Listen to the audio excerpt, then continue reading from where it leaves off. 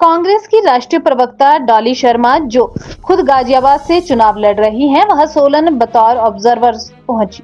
उन्होंने भाजपा सरकार पर तीखे तंज कसे।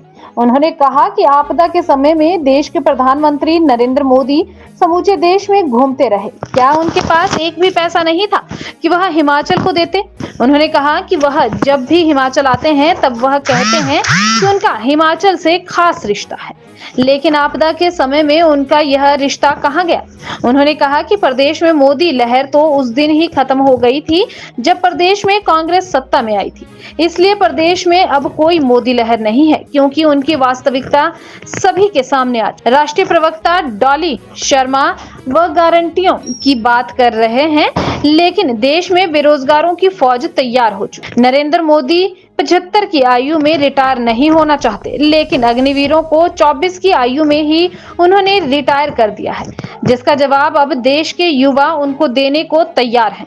मोदी की लहर तो हिमाचल में पहले ही कांग्रेस ने फुस कर दी थी जब उन्होंने कहा था मेरे चेहरे पर वोट दो, लेकिन हिमाचल की जनता ने उसे नकार दिया और कांग्रेस को चुना। आज हिमाचल में कांग्रेस की सरकार है। दूसरी बात, गाजियाबाद की अगर आपने बात की, वहाँ 26 अप्रैल को वोटिंग हो चुकी है दूसरे चरण में, और हमने वहाँ फेल होती रैली देखी, जहां राजनाथ सिंह जी की रैली फेल हुई, नरेंद्र मोदी जी का रोड शो फेल हुआ। तो आज वो लहर तालाब में तब्दील हो चुकी है और मोदी जी के अब झूठ जुमले, वो जो गुब्बारा था, बहुत बड़ा बलून था, वो आज फूट गया है। लोग समझ चुके हैं कि ना तो 2 करोड़ रोजगार उन्हें मिलेंगे, ना महंगाई से उन्हें निजात मिलेगी, ना महिलाओं को सुरक्षा मिलेगी। सुखू जी ने जगह जगह जाकर लोगों के लिए खड़े हुए, उनकी मदद की।